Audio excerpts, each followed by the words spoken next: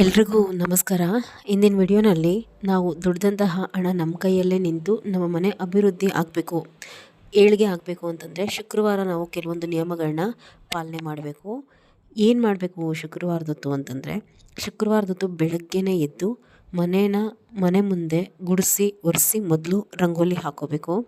ಹೊಸ್ತಿಲ ಮೇಲೆ ಸ್ವಸ್ತಿಕ್ ಚಿಹ್ನೆ ಬರೀರಿ. ಅವತ್ತು ಸ್ವಸ್ತಿಕ್ ಚಿಹ್ನೆ ಬರೆದ್ಬಿಟ್ಟು ಅದಕ್ಕೆ ಅರಿಶಿಣ ಮತ್ತು ಕುಂಕುಮ ಹಚ್ಚಿ ಹೂಗಳನ್ನು ಇಟ್ಟು ಹೊಸ್ತಲನ್ನು ಅಲಂಕಾರ ಮಾಡಿಕೊಳ್ಳಿ.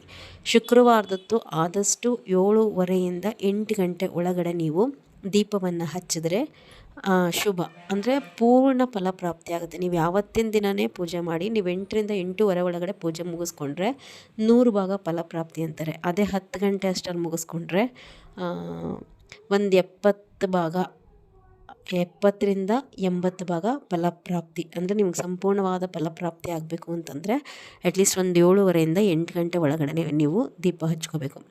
ಮತ್ತು ಶುಕ್ರವಾರದೊತ್ತು ಯಾವುದೇ ಕಾರಣಕ್ಕೂ ಹೆಣ್ಮಕ್ಳು ಮನೆಯಲ್ಲಿ ಕಣ್ಣೀರು ಹಾಕೋದು ಮತ್ತು ಬೇರೆಯವ್ರಿಗೆ ಬೈಕೊಂಡು ಶಾಪ ಹಾಕೋದು ಎಲ್ಲ ಮಾಡಬೇಡಿ. ಆದಷ್ಟು ಅವತ್ತು ಪೂಜೆನ ಸೀರೆ ಉಟ್ಕೊಂಡು ಬಳೆ ಹಾಕ್ಕೊಂಡು ಹಣೆಗೆ ಕುಂಕುಮ ಅರಿಶಿನ ಹಚ್ಕೊಂಡು ತಲೆಗೊಂದು ಹೂ ಇಟ್ಕೊಂಡು ಪೂಜೆ ಮಾಡಿ.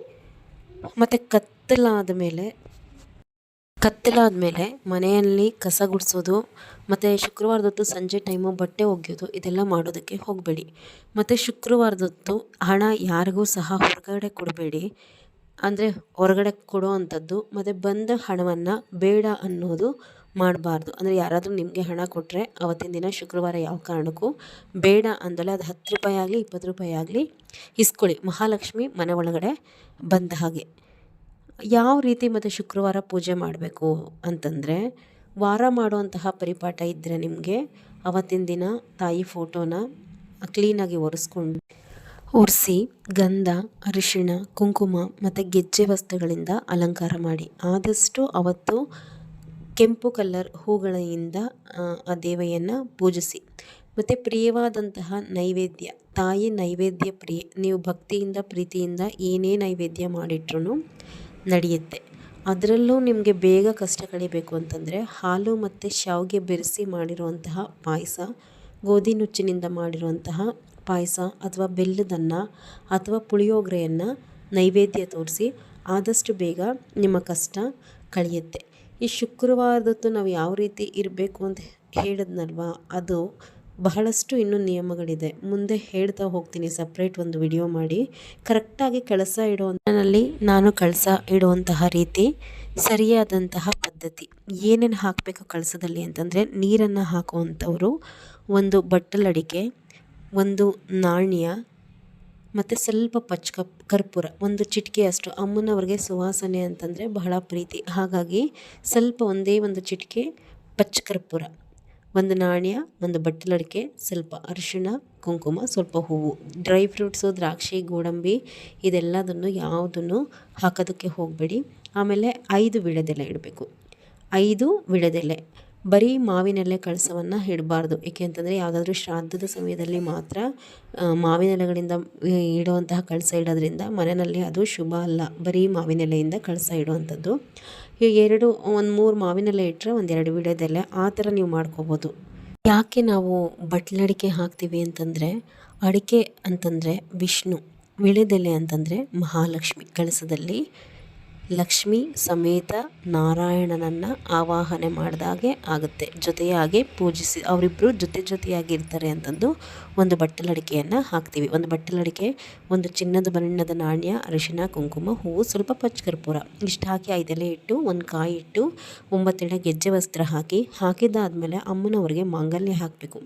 ಒಂದು 9 ಎಳೆ ಅರಿಶಿಣದ ದಾರ ಮಾಡಿಕೊಂಡು ಆ ದಾರದಲ್ಲಿ ಅರಿಶಿಣದ ಗೋಟನ್ನು ಕಟ್ಟಿ ಬರೀ ಕಳಸ ಇಡಬಾರ್ದು, ಅದು ಶುಭ ಅಲ್ಲ. ಒಂದು ಮಾಂಗಲ್ಯ ಮಾಡಿಬಿಟ್ಟು ಅಮ್ಮನವ್ರಿಗೆ ಹಾಕಿ ಅರಿಶಿಣ ಕುಂಕುಮ ಹೂಗಳಿಂದ ಕಳಸವನ್ನು ಅಲಂಕಾರ ಮಾಡಿ. ಈ ಕಳಸಕ್ಕೆ ಏನಾದರೂ ನೀವು ಕಳಸ ಇಟ್ಟಿದ್ದೀರ, ನೀವು ನೈವೇದ್ಯ ತೋರಿಸಿದ್ರೆ ಬಹಳ ಒಳ್ಳೆಯದು. ಅದು ನಿಮ್ಮ ಕೈಲಿ ಏನು ಶಕ್ತಿ ಇರುತ್ತೋ, ಏನೂ ಆಗಲಿಲ್ವಾ, ಅಟ್ಲೀಸ್ಟ್ ಸ್ವಲ್ಪ ಸಕ್ಕರೆನೋ ಇಲ್ಲ ಕಡಲೆ ಸಕ್ಕರೆನೋ ಅದನ್ನಾದರೂ ತೋರಿಸಿ, ಇಲ್ಲ ಒಂದು ಲೋಟ ಹಾಲು ನೈವೇದ್ಯ ಇಟ್ಟು ಪೂಜೆ ಮಾಡಿದ್ರೆ ಕಳಸಕ್ಕೆ ಒಳ್ಳೆಯದು. ಕಳಸ ಹೂಡಿದ ದಿನ ಮನೆಯಲ್ಲಿ ಯಾವುದೇ ಕಾರಣಕ್ಕೂ ನಾನ್ ವೆಜ್ ಮಾಡೋದಕ್ಕೆ ಹೋಗಬಾರ್ದು.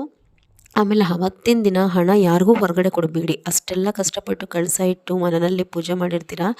ಹಣ ಅಂತಂದರೆ ಸಾಕ್ಷಾತ್ ಮಹಾಲಕ್ಷ್ಮಿ ಇದ್ದಾಗೆ. ನೀವು ಹಣವನ್ನು ಹೊರಗಡೆ ಕೊಟ್ಟರೆ ತಾಯಿ ಇನ್ನೆಲ್ಲಿರ್ತಾಳೆ?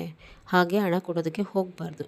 ಈಗ ಮಾಡಿದಾಗ ನೀವು ದುಡ್ದಂತಹ ಹಣ ಕೈಯಲ್ಲಿ ನಿಲ್ಲೋದಿಲ್ಲ. ಅಂತಂದರೆ ಕಳಸ ಇಟ್ಟಿದ್ದೀನ ಮನೇಲಿ ನಾನ್ ವೆಜ್ ಮಾಡೋದು, ಕಣ್ಣಲ್ಲಿ ನೀರು ಹಾಕೋದು, ಒಬ್ರಿಗೆ ಶಪಿಸೋದು, ಗಂಡ ಹೆಂಡತಿ ಜಗಳ ಆಡೋದು, ಹಣವನ್ನು ಹೊರಗಡೆ ಕೊಡುವಂಥದ್ದು, ಮತ್ತು ಹಣಕ್ಕೆ ಗೌರವ ನೀಡದಲ್ಲೇ ಇರುವಂಥದ್ದು, ಹಾಸಿಗೆ ಮೇಲೆ ದುಡ್ಡು ಹಾಕೋದು, ಆಮೇಲೆ ಕಾಲಲ್ಲಿ ಪೊರಕೆ ಹೊದ್ಯೋದು, ಇದೆಲ್ಲ ಮಾಡೋದಕ್ಕೆ ಹೋಗಬಾರ್ದು.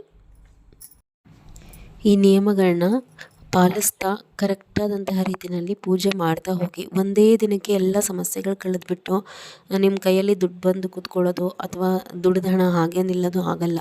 ದಿನಬರ್ತಿ ಮೇಲೆ ನೀವು ಕರೆಕ್ಟಾದಂತಹ ರೀತಿಯಲ್ಲಿ ಮನೆಯಲ್ಲಿ ಪೂಜೆ ಪುನಸ್ಕಾರಗಳನ್ನ ಮಾಡ್ತಾ ಈ ಕೆಲವೊಂದು ನಿಯಮಗಳನ್ನ ಪಾಲಿಸ್ತಾ ಹೋದ ಹಾಗೆ ನಮ್ಮ ಮನೆ ಅಭಿವೃದ್ಧಿ ಕಡೆ ಸಾಗೋದು ಖಚಿತ.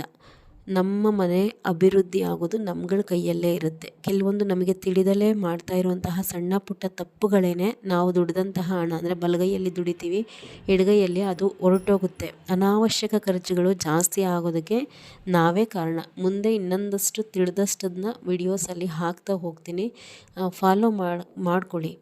ಆದಷ್ಟು ಇನ್ಫಾರ್ಮೇಷನ್ ನಿಮ್ಗೆ ಇಷ್ಟ ಆಗಿದ್ದರೆ ಶೇರ್ ಮಾಡಿ. ಮತ್ತು ಯಾರೆಲ್ಲ ಚಾನಲ್ ಸಬ್ಸ್ಕ್ರೈಬ್ ಮಾಡ್ಕೊಳ್ದಲ್ಲೇ ನೋಡ್ತಾ ಇದ್ದೀರಾ ದಯವಿಟ್ಟು ಸಬ್ಸ್ಕ್ರೈಬ್ ಮಾಡ್ಕೊಳ್ಳಿ. ನಿಮಗೆ ಮುಂದಿನ ದಿನಗಳಲ್ಲಿ ಇನ್ನೂ ಹೆಚ್ಚಿನ ವಿಡಿಯೋಸ್ ಬರುತ್ತೆ. ನಮಸ್ಕಾರ ಎಲ್ಲರಿಗೂ.